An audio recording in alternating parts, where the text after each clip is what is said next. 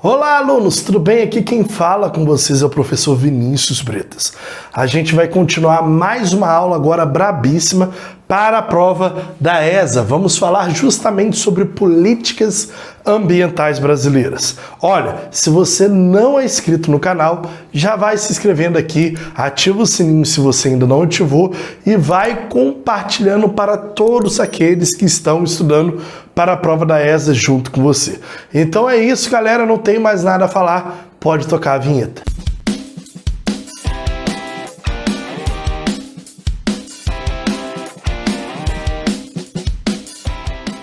Volta aqui para mim, se liga. Olha, eu vou deixar esse quadro aqui justamente no link da descrição para que você possa fazer as suas anotações. Não se preocupa se eu vou estar na frente. Aqui, ó, está um quadro de todo o histórico das políticas ambientais brasileiras que estão presentes principalmente na Lei da Terra e no Eustáquio de Sene. Então, não se preocupa, nós vamos falar sobre cada um desses tópicos, vou explicar o porquê das diferenças das cores e depois a gente já finaliza falando sobre unidade de conservação. Tranquilo? Então não se preocupa, acesse o link aqui da bio para que você possa justamente fazer as suas anotações aqui do quadro. Tranquilo? Se liga, eu coloquei uma timeline aqui, uma linha do tempo meio diferenciada, no qual ela não vai seguir no sentido horizontal, eu coloquei no sentido vertical. Então, nós vamos começar aqui, ó, bem aqui no comecinho, e nós vamos seguir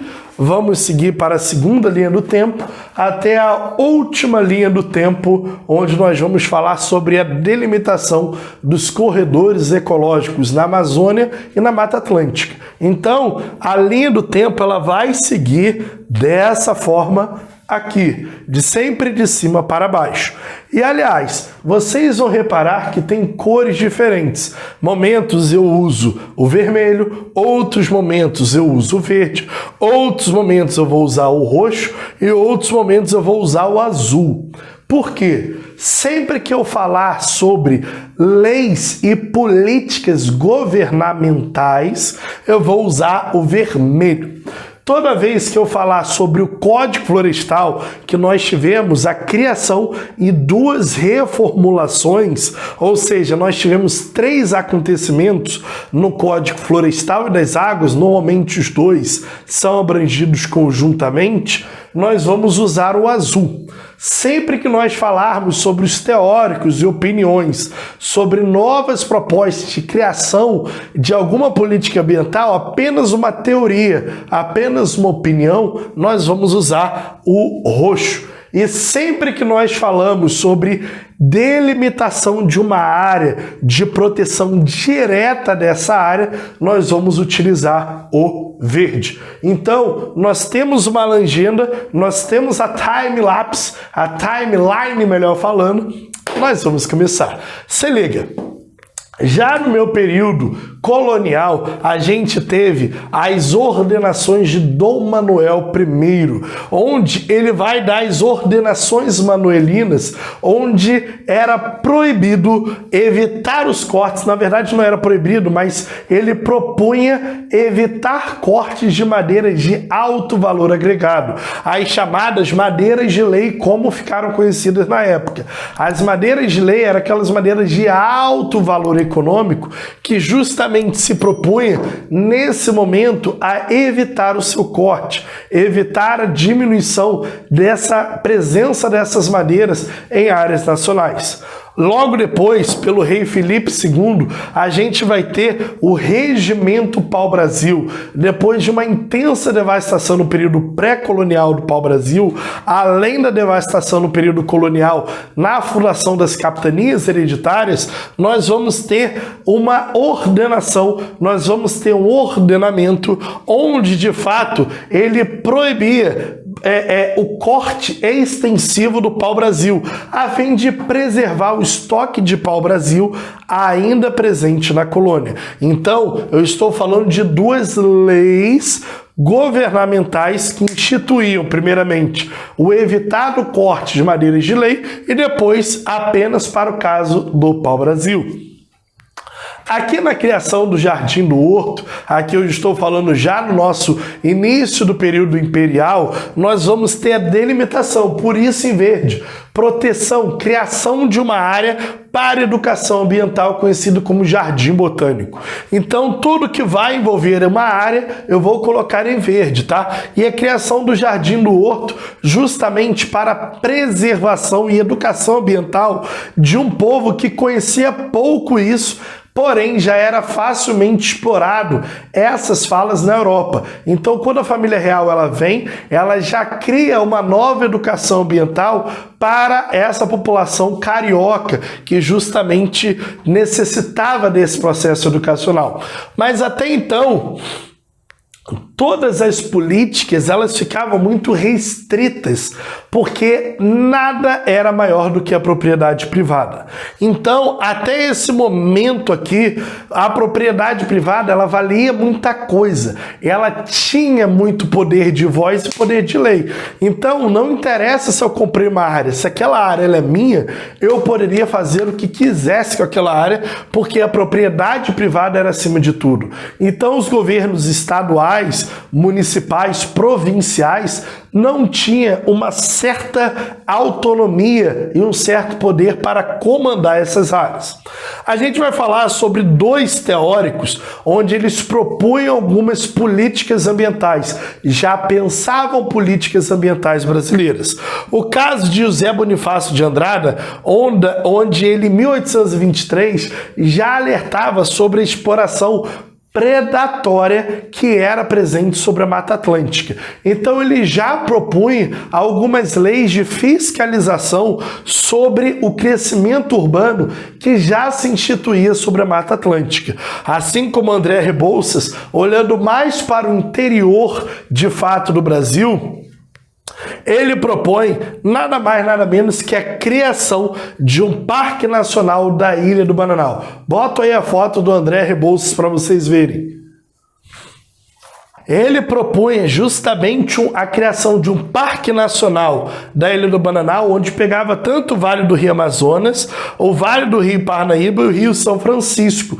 E ainda propunha a criação de um Parque Nacional do Paraná, em contraste com outro Parque Nacional de Guaíras, onde poderia criar uma rivalidade em belezas cênicas, pois ele olhava esses espaços como espaços atrativos a belezas cênicas.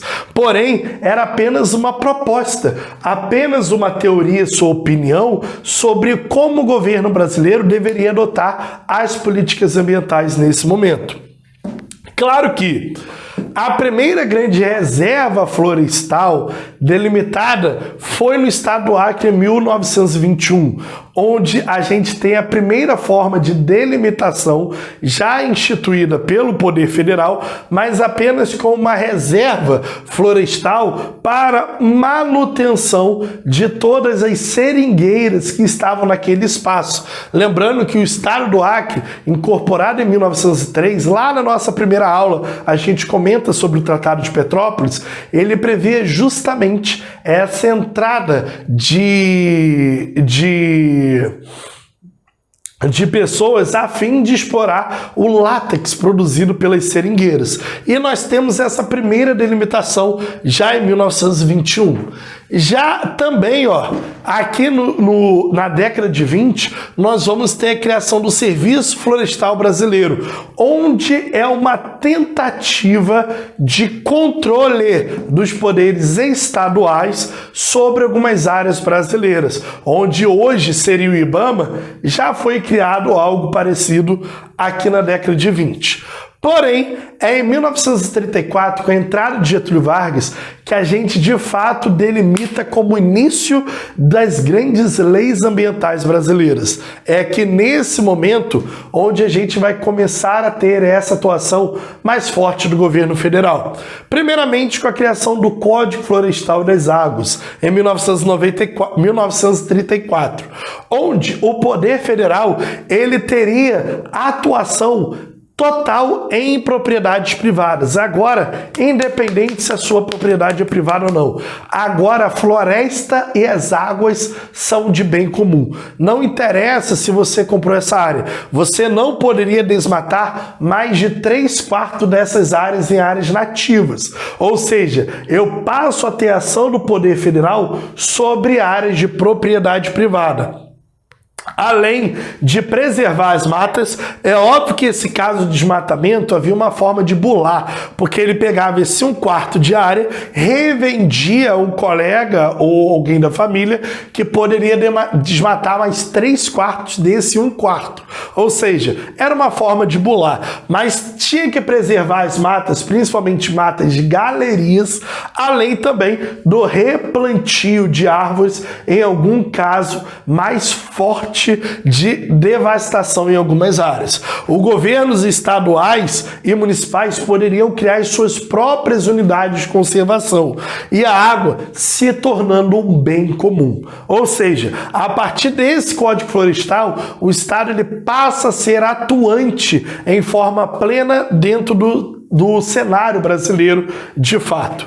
Porém, é a partir desse momento onde eu tenho a criação federal do primeiro Parque Nacional Federal, chamado Parque Federal do Itatiaia. Esse Parque Nacional do Itatiaia, criado em 1937, ali no imbróglio entre Minas, São Paulo e Rio de Janeiro, no coração dos mares de morros, pegando trechos mais baixos da Mata Atlântica e mais alto dos campos de altitude, nós vamos ter a primeira criação desse parque. Por isso eu coloquei em verde a proteção direta de áreas, onde mais tarde, 2 anos mais tarde, vão ser criados, em 1939, mais 2 parques inspirados nesse Parque do Itatiaia, o Parque da Serra dos Órgãos e o Parque do Iguaçu. Isso daqui ainda no período getulista, tá? Ainda no período getulista. Porém, é aqui que a gente vai passar pelo novo processo de reformulação das leis ambientais. Então, eu posso já dividir em 4 partezinhas. O período pré-Getúlio, onde eu tenho poucas atuações florestais e ambientais. O período getulista, com a criação do Código Florestal das Águas e a criação do Parque Nacional do Itatiaia, dos Órgãos e Iguaçu. E o terceiro período, o período militar. No período militar, primeiramente, a gente vai ter uma reformulação do Código Florestal, tá? Aqui em 1965, a gente vai criar as chamadas áreas de preservação permanente. Isso daqui, ó, eu deveria até colocar em verde. E eu farei isso, tá? Eu já vou colocar aqui em verde essas APPs, pois se trata de uma preservação direta de uma área. Essas áreas seriam as margens dos rios e das encostas com grande declividade. O tamanho foi instituído das chamadas reservas legais e a divisão dessas reservas, dessas unidades, em uso do tipo direto ou uso do tipo indireto. Vou colocar aqui também em verde, porque é nesse momento onde eu tenho uma forte atuação do Estado sobre algumas áreas. As unidades de uso direto são aquelas que pode haver exploração sobre controle estatal. Ou seja, eu posso ter uma área e eu posso explorar economicamente, porém, sobre vigilância estatal. E é o caso das chamadas florestas nacionais, como vai ser o caso do Acre, onde eu passo a instituir o Acre, trechos do Acre, como uma reserva, uma floresta nacional, onde eu poderia explorar economicamente o látex, nesse caso. E o do uso indireto, onde eu não posso de nenhuma forma gerar a produção econômica. O espaço tem que ser intocado, como o caso dos parques nacionais e o caso das reservas biológicas. Ou seja, ele divide nesses dois processos em uso direto e uso indireto, o governo militar. Ele também cria, dentro da sua política governamental, o Instituto Brasileiro de Desenvolvimento Sustentável, o chamado IBDS. Ou seja, basicamente, esse IBDF, na verdade, é desenvolvimento florestal. Eu vou dar uma apagadinha aqui, ó. Aqui tá sustentável, mas na verdade é florestal. Peraí. Aqui é bonitinho. O chamado IBDF, tá? O chamado IBDF.